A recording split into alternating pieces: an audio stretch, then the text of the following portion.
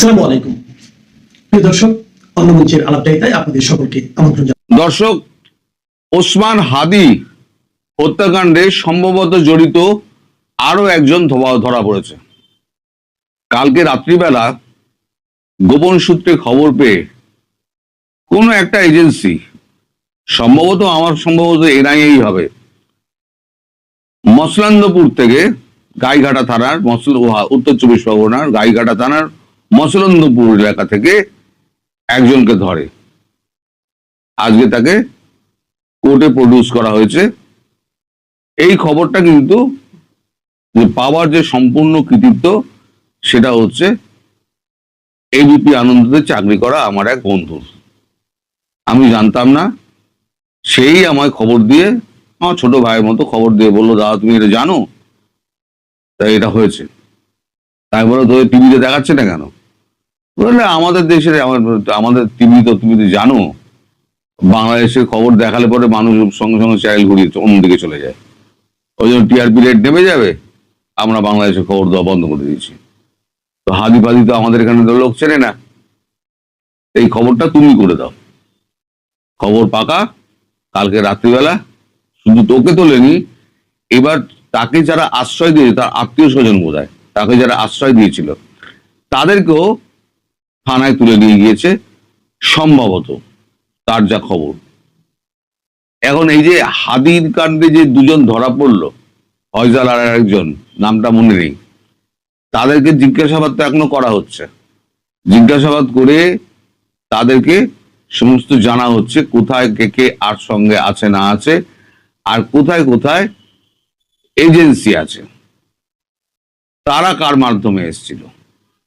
এই তাদের মাধ্যমে, যাদের মাধ্যমে তারা এসেছিল, সেই এজেন্সির দুজনকে, দুটো ছেলে ছিল, দুটো মেয়ে ছিল, মেয়ে দুটো পালিয়ে গেছে, দুটো ছেলে তারা আটক হয়েছে। অ্যারেস্ট বলবো না, তারা আটক হয়েছে। এখন এই আটক হওয়ার পরে এখন তাদের কাছ থেকে জিজ্ঞাসাবাদ করে এবার বাকি খবরটুকু জানা যাবে। তবে হাদি হত্যাকাণ্ডে যদি সত্যি এ জড়িত থাকে, তাহলে পরে আপনাদের হিসেব কিন্তু অনেক গন্ডগোল হয়ে যাবে। কারণ হাদি হত্যাকাণ্ডে কিন্তু দুজন নয়, একাধিক লোক ছিল। তার মানে এখনো জিজ্ঞাসাবাদ চলছে এবং এখনো কিন্তু ধরপাকড় চলছে। সম্ভবত এনআইএ ধরপাকড়টা করছে। আর এদের সঙ্গে জড়িয়ে রয়েছে আরো সমস্ত অস্ত্র ব্যবসায়ী যারা আছে, তারা জড়িয়ে রয়েছে। কারণ এপারে এসে তারা অনেক কর্মকাণ্ড করে, অস্ত্রের চালান করে, নকল নোট চালান করে, তারপর ড্রাগস চালান করে। এই সমস্ত এজেন্সি, মানে ওদের এজেন্টের যে চেন আছে, সেই চেনের মাধ্যমে এখন এনআইএ সেই চেনটা ভাঙার চেষ্টা করছে। এই যতটা হচ্ছে না, সব এই সীমান্ত এলাকা জুড়ে। আর সীমান্ত এলাকা জুড়ে এনআইএ এখন, ন্যাশনাল ইনভেস্টিগেশন এজেন্সি, তারা এখন অত্যন্ত তৎপর। এটা হচ্ছে কেন্দ্রীয় সরকারের আন্ডারে, এটা কিন্তু স্টেট গভর্নমেন্ট আন্ডারে নয়। তো এখন যে বিষয়টা দাঁড়াচ্ছে যে এরপরেও যদি ধরা পড়ে, সেক্ষেত্রে আপনাদের অবাক হওয়ার কিছু থাকবে না। একই সঙ্গে সে আমায় বললো, তুমি কি আর একটা খবর শুনেছেন? কি? বলে, এটা বাংলাদেশ সংক্রান্ত নয়, এটা আজকে ইরানের একটা মিসাইল একটা ঠুকে দিয়েছে আমেরিকান জেটকে মানে সে ফুয়েল ভরে যায়, যেগুলো কেসি 123 নাকি একটা নাম, তাকে ইরাকের মাটিতে তাকে ঠুকে দিয়েছে। 3জন পাইলট সহ 3জন মারা গিয়েছে, আর পুরো প্লেনটা ভস্মীভূত হয়ে গিয়েছে। ইউএস এর এই নিয়ে 4টে প্লেন গেল। 3টে প্লেন আগে কাতারের ওখানে গেছিল, 3টে F-35। তো এটা নিয়ে 4টে হলো। যদি F-35 গুলো ইউএস বলছে যেটা এটা ভুল করে মারা হয়েছে, কাতার মেরে দিয়েছিল, কিন্তু ভুল করে। আর কাতারে তো সৈন্যবাহিনী নেই, কি ভুল মারছে? ওখানে তো ইউএস সোলজার রয়েছে। ইউএস সোলজার ইউএস এর প্লেনকে মারবে? র্যাডারে দেখতে পাচ্ছে। মেরেছে এখান থেকে ইরান, সেটাকে কোনো রকমে এখন ধামাচাপা দেওয়ার চেষ্টা করা হচ্ছে। তো এই দুটো খবরও আমাকে দিল। মাঝে মাঝে আমায় খবর দেয়, এটা শুনেছে ওটা শুনেছে, আমাদের টিভি তো করবে না, আর বাংলাদেশ হলে পরে মুখ ঘুরিয়ে চলে যায়। আচ্ছা, বাংলাদেশে এবার তেলের ব্যাপার। তেলের ব্যাপারে এখন কোনো সিদ্ধান্ত হয়নি। এই অতিরিক্ত তেল ফেল দেওয়া নিয়ে কোনো সিদ্ধান্ত হয়নি। ভারত কি বলেছে? ভারত বলেছে রণধীর জয়সওয়াল, আপনারা ভুল উচ্চারণ করেন, ওনার নাম হচ্ছে রণধীর জয়সওয়াল, রণধীর নয়। তো রণধীর জয়সওয়াল তিনি বলেছেন ভারত বিবেচনা করে দেখছে। হ্যাঁও বলেননি তিনি, নাও বলেননি। আজকে আবার তাকে ধরা হয়েছিল। আপনি বিবেচনা বলতে কি বলছেন, কি বোঝাতে চাইছেন? উনি তখন পরিষ্কার বলেছেন লবিতে, সাউথ ব্লকের লবিতে, আমি বিবেচনা বলতে এটাই বলেছি যে ওই শেখ হাসিনার চিঠি যেমন পাওয়ার পরে যেমন বিবেচনা করা হচ্ছিল, আমরা এরকম বিবেচনা করছি। আমি হ্যাঁও বলিনি, আমি নাও বলিনি। এখন যদি আমার বক্তব্যকে যদি বিকৃত করা হয় তাহলে তো আমার কিছু করার নেই। এখন আমাকে দিতেই হবে, তার কোনো কিন্তু অর্থ নেই। কারণ আমার দেশের আগে মানে যেটা চাহিদা, সেই চাহিদাটাকে আমাকে পূর্ণ করতে হবে এবং দেশের মানুষের আবেগ যেটা আছে সেই আবেগকে সম্মান দিতে হবে। আমি বলতে গিয়ে আমি নিজে না খেয়ে আমি অন্যকে খাওয়াচ্ছি, সেটা যেমন দৃষ্টিকটু, তেমনি নিজের পায়ে নিজে কুড়ুল মারার মতো। হ্যাঁ, আমার প্রচুর রইল, আমি আগের মতো পরিস্থিতি রইলাম। আমি এখানে তেল, আমি কাঁচা তেলকে আমি করছি, পরিশোধন করছি, করে ইউরোপে সাপ্লাই করছি। সেরকম যখন মানে পরিস্থিতিটা এখন চেঞ্জ হয়ে গেছে, এখন রাশিয়া থেকে শুধু তেল আসছে, বাকি জায়গা থেকে তেল আসছে না। রাশিয়া থেকে যেটুকু তেল আসছে সেটুকু দিয়ে এবং আমাদের যা আছে তেল সেটা দিয়ে আমাদের চলে যাবে। কিন্তু আরো অতিরিক্ত তেল, যেমন শ্রীলঙ্কাকে বন্ধ করে দেওয়া হয়েছে, নেপালকে বন্ধ করে দেওয়া হয়েছে, ভুটানকে বন্ধ করে দেওয়া হয়েছে, তেমনি বাংলাদেশ কিছু কিছু আলাদা নয় যে বাংলাদেশকে আলাদা করে দেওয়া হবে। হ্যাঁ, এখন যদি বাঁচে তখন দেখা যেতে পারে, সেটা বিবেচনা হচ্ছে, বিবেচনাধীন। আর সেটাকে যদি আমার কথাকে যদি উল্টো ব্যাখ্যা করা হয় তাহলে তো আমার কিছু করার থাকে না। অর্থাৎ এখনো পর্যন্ত যেটা বোঝা যাচ্ছে যে বাংলাদেশে তেল সরবরাহ নিয়ে, ডিজেল বা পেট্রোল সরবরাহ নিয়ে অতিরিক্ত যেটা চাওয়া হয়েছে সেটা নিয়ে এখনো পর্যন্ত কোনো সিদ্ধান্ত হয়নি। আমি এটা বলছি না যে দেওয়া হবে না, আমি এটা কখনো বলছি না। যদি উদ্বৃত্ত থাকে তাহলে হয়তো পার্শ্ববর্তী রাষ্ট্র হিসেবে তাকে হয়তো দিলেও দিতে পারে, যেমন শ্রীলঙ্কাকেও দেবে, নেপালকেও দেবে কিছু, ভুটানকেও দেবে কিছু, বাংলাদেশকেও দেবে কিছু, যেহেতু পার্শ্ববর্তী রাষ্ট্র। তবে বাংলাদেশকে দেওয়ার ব্যাপারে আমার তীব্র আপত্তি রয়েছে। কারণ বাংলাদেশকে দেয় বলে আমার কমেন্টে দেখবেন আমাকে গালাগালি করে। আরে আমি তো সরকার না, আমাকে গালাগালি করে কি হবে? আরো তেল দিন, আরো এ দিন, আরো মানে যা ইচ্ছে তাই আমার কমেন্টে লিখে দেন। আপনারা দয়া করে আমার কমেন্টে এগুলো লিখবেন না, কারণ আমি কিন্তু সরকার না। আমাকে গালাগালি করে বেকার আপনারা কি করবেন? আপনারা শুধু শুধু আপনাদের কষ্ট করে আপনাদের ছোট ছোট করে টাইপ করতে হয়, মানে আমি ওগুলো ফিরেও দেখি না, আর কেউ দেখবেও না। আপনাদের আবেগে কেউ দাম দেবে না। পৃথিবী আবেগে চলে না, পৃথিবী চলে কঠিন বাস্তবের ওপরে। তো যাই হোক, এই হাদির হত্যাকাণ্ডের আরেকজন যদি ধরা পড়ে থাকে তাহলে পরে এই যে হাদি হত্যাকাণ্ডের সঙ্গে জড়িত থাকে তাহলে এই নিয়ে হবে 3 জন। এখন নামটামগুলো আমি জানতে পারিনি, আমার সে জানাতে পারিনি। তা আমার বন্ধুর প্রতি আমার কৃতজ্ঞতা, সে আমাকে খবরটা দিয়েছে। আপনারা সবাই ভালো থাকবেন, সুস্থ। আওয়ামী লীগের ভবিষ্যৎ ও নিষেধাজ্ঞার বেড়াজাল, ফিরবে কবে রাজপথের পুরনো শক্তি? এই প্রসঙ্গটি নিয়ে এই মুহূর্তে আপনাদের সামনে কথা বলতে চাই। দক্ষিণ এশিয়ার রাজনীতিতে বাংলাদেশ সবসময় এক রহস্যময় এবং উত্তাল জনপদ।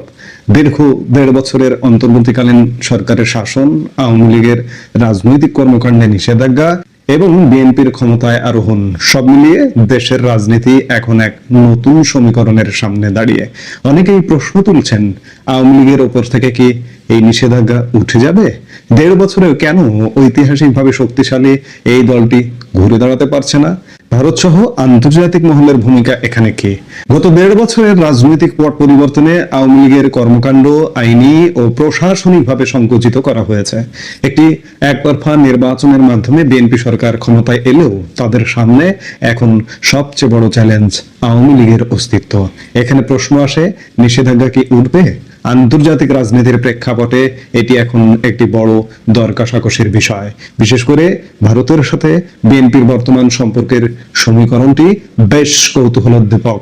ভারতের দীর্ঘদিনের পরীক্ষিত বন্ধু আওয়ামী লীগ, তাই দিল্লির পক্ষ থেকে বিএনপি সরকারের ওপর একটি সূক্ষ্ম চাপ সব সময় বজায় থাকবে, যাতে আওয়ামী লীগকে মূলধারার রাজনীতিতে ফেরার সুযোগ দেওয়া হয়। আন্তর্জাতিক মহলে বিশেষ করে গণতান্ত্রিক দেশগুলোর কাছে কোনো বড় রাজনৈতিক দলকে বাইরে রেখে সুষ্ঠু গণতন্ত্র প্রতিষ্ঠা করা দীর্ঘমেয়াদে গ্রহণযোগ্য হয় না। তাই এই নিষেধাজ্ঞা ওঠানো কেবল আন্তর্জাতিক চাপের উপর নির্ভর করছে না, বরং তা নির্ভর করছে দেশের অভ্যন্তরীণ আইনি প্রক্রিয়া এবং নতুন সরকারের রাজনৈতিক সদিচ্ছার ওপর। আওয়ামী লীগ ফেরার পথে সবচেয়ে বড় বাধা হিসেবে দেখা হচ্ছে জামাত ও এনসিপির মতো চরমপন্থী দলগুলোকে, কিন্তু বাস্তবতা হলো এই বাধা কেবল রাজনৈতিক আদর্শের নয়, বরং রাজপথ দখলের। চরমপন্থী ও কট্টরপন্থী এই দলগুলো স্বাভাবিকভাবেই আওয়ামী লীগের মতো একটি ধর্মনিরপেক্ষ ধারার শক্তির পুনরুত্থান চাইবে না। এই বাধা কি চলতেই থাকবে? হ্যাঁ, রাজনৈতিক দান্দিকতায় এটি স্বাভাবিক। তবে মনে রাখতে হবে, বাংলাদেশের রাজনীতিতে কোনো শক্তি স্থায়ীভাবে কাউকে মুছে দিতে পারেনি। প্রশ্ন হলো, বিএনপিকে তাদের জোট সঙ্গী যদি বলেন, এক সময়ের জামাত জোট সঙ্গীদের চাপে আওয়ামী লীগকে চিরতরে নিষিদ্ধ রাখার ঝুঁকি নেবে, নাকি ভারসাম্যের রাজনীতি করতে গিয়ে আওয়ামী লীগকে স্পেস দেবে? মনে রাখতে হবে, বিএনপি নিজেও এখন ক্ষমতায় আসার পর সমালোচনার মুখে পড়ছে। এক মাসও যায়নি। এই এক মাস না যেতেই তাদের বিরুদ্ধেও কর্তৃত্ববাদী শাসনের অভিযোগ ওঠা ইতিমধ্যে শুরু হয়ে গেছে। এটি প্রমাণ করে যে বাংলাদেশের রাজনৈতিক সংস্কৃতিতে ক্ষমতা ও কর্তৃত্ববাদ ওতপ্রোতভাবে জড়িত। এখানে কোনো দলই ধোয়া তুলসী পাতা নয়। দর্শক, এখন একটি গুরুত্বপূর্ণ প্রশ্ন, 1.5 বছর সময় কম নয়, তবুও আওয়ামী লীগ কেন দৃশ্যমান ভাবে ঘুরে দাঁড়াতে পারছে না? এর পেছনে বেশ কিছু অভ্যন্তরীণ ও কাঠামোগত কারণ রয়েছে। প্রথম যেটি সমস্যা, সেটি হচ্ছে নেতৃত্বের সংকট। অধিকাংশ শীর্ষ নেতা হয় কারাগারে, নয়তো দেশের বাইরে। মাঠ পর্যায়ে নির্দেশনা দেওয়ার মতো চেইন অফ কমান্ড ভেঙে পড়েছে। মানসিক একটা ট্রমা আছে আওয়ামী লীগের নেতা কর্মীদের মধ্যে। দীর্ঘ সময় ক্ষমতায় থাকার পর হঠাৎ এমন বিচ্যুতি কর্মীদের মধ্যে একটি মনস্তাত্ত্বিক বিপর্যয় তৈরি করেছে। প্রশাসনিক চাপ, প্রতিটি স্তরে মামলা ও গ্রেপ্তারি পরোয়ানা কর্মীদের রাজপথে নামার সাহস কমিয়ে দিচ্ছে। যোগাযোগ বিচ্ছিন্নতা, সাধারণ মানুষের সাথে দলের যে নিবিড় সংযোগ ছিল গত 1.5 বছরে তা অনেকটা বিচ্ছিন্ন হয়ে গেছে। তবে আমাদের মনে রাখা দরকার, পেশাজীবী সংগঠনগুলোর নির্বাচন এবং বিভিন্ন জনমত জরিপ বলছে আওয়ামী লীগের জনভিত্তি এখনো প্রবল। তারা নিঃশেষ হয়ে যায়নি, বরং সুপ্ত অবস্থায় আছে। এই সুপ্ত শক্তিকে জাগিয়ে তুলতে না পারাটাই বর্তমান নেতৃত্বের বড় ব্যর্থতা। তাহলে আওয়ামী লীগের এখন কি করা উচিত? কোন দলই চিরকাল ক্ষমতার বাইরে থাকে না, আবার চিরকাল নিষেধাজ্ঞার বেড়াজালে আটকে থাকে না। আওয়ামী লীগের জন্য আমাদের কিছু নিরপেক্ষ বিশ্লেষণধর্মী সুপারিশ রয়েছে। 1 নম্বর, নেতৃত্বের সংস্কার। বর্তমান বাস্তবতায় তরুণ এবং পরিচ্ছন্ন ভাবমূর্তির নেতাদের সামনে আনতে হবে, যারা বিগত সময়ের ভুলগুলো স্বীকার করে নতুন ভাবে মানুষের কাছে যেতে পারবেন। আত্মসমালোচনা, গত 15 বছরের শাসনামলে যে ভুলগুলো হয়েছে, বিশেষ করে দুর্নীতি বা প্রশাসনের বাড়াবাড়ি, সেগুলো নিয়ে খোলামেলা আলোচনা ও ক্ষমা প্রার্থনার মানসিকতা দেখাতে হবে। এটি জনগণের ক্ষোভ প্রশমিত করবে।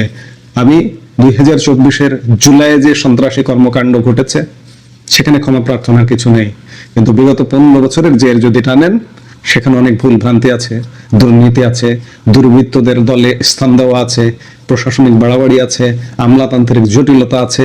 সেগুলোর জন্য অবশ্যই আওয়ামী লীগকে জনগণের কাছে নমনীয় হতে হবে। অহিংস আন্দোলনের পথে যেতে হবে আওয়ামী লীগকে। রাজপথে শক্তি প্রদর্শনের চেয়ে আইনি লড়াই এবং বুদ্ধিবৃত্তিক লড়াইকে গুরুত্ব দিতে হবে। আন্তর্জাতিক লবিং এবং মানবাধিকার সংস্থাগুলোর কাছে দলের বর্তমান অবস্থা সঠিকভাবে তুলে ধরতে হবে। তৃণমূলের সাথে সংযোগ বাড়াতে হবে। বড় বড় জনসভার চেয়ে ক্ষুদ্র পরিসরে তৃণমূল কর্মীদের সাথে যোগাযোগ পুনঃস্থাপন করতে হবে। দলের ভেতরে যে অবিশ্বাস তৈরি হয়েছে তা দূর করতে হবে। এখানে একটু বলে নেওয়া ভালো, আওয়ামী লীগ প্রধান শেখ হাসিনা নিয়ম করে প্রায় বলা যায় সপ্তাহের বেশিরভাগ দিন তৃণমূলে আসন ভিত্তিক সারা বাংলাদেশে তিনি অনলাইনে ঘুরে বেড়ান, সারা বাংলাদেশের নেতাকর্মীদের সাথে কথা বলেন, যার দরুন আওয়ামী লীগ কিন্তু এখনো শেখ হাসিনার নেতৃত্বে অবিচল। আজকে 2024 পরবর্তী আওয়ামী লীগের কথা যদি চিন্তা করেন আর 1975 পরবর্তী আওয়ামী লীগের কথা যদি চিন্তা করেন, দুটো কিন্তু ভিন্ন জায়গায় দাঁড়িয়ে আছে। আমার দৃষ্টিতে বলবো, আওয়ামী লীগ 75 পরবর্তী আওয়ামী লীগের চেয়ে 2024 পরবর্তী আওয়ামী লীগে এখনো ভালো আছেন। কারণ 75 পরবর্তী আওয়ামী লীগ কয়েকটা ভাগে ভেঙে গিয়েছিল, আওয়ামী লীগ কিন্তু ভাঙেনি। আওয়ামী লীগ ঐক্য এবং এক জায়গায় নেতৃত্বের এক জায়গায় একটা কেন্দ্রে এখনো পর্যন্ত অটুট আছে। এটি শুধুমাত্র আওয়ামী লীগ প্রধান শেখ হাসিনা তৃণমূলে ঘুরে বেড়াচ্ছেন, তৃণমূলে সমন্বয় করছেন, যোগাযোগ করছেন, এটি একটি অন্যতম প্রধান কারণ হতে পারে। 5 নম্বরে যদি বলি বিএনপির ভুল থেকে শিক্ষা। বিএনপি বর্তমানে যে কর্তৃত্ববাদী পথে হাঁটছে, 1 মাসও হয়নি, নারীর ঘাসও খায়নি, 9 দিন মাত্র। এখনই আপনি যদি খেয়াল করেন বিএনপি এক প্রকার কর্তৃত্ববাদী শাসনের দিকেই হাঁটছে। গতকাল